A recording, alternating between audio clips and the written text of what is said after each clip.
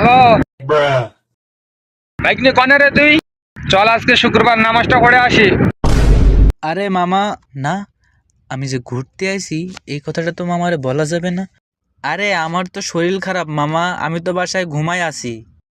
তুমি যাও, কি আর করার, আমি তো যাতে পারতেছি না, তুমি যাও। আছে বাইক নিয়ে, কি আর করার, তাহলে আমি যাই। আজকে মসজিদে বিরিয়ানি দেবে, মনে করিলাম দুই মামা বাইক নিয়ে একসঙ্গে খাবো। কি আর করার বাইক নিয়ে, তোর তো শরীর খারাপ, তাহলে আমি একাই যাই।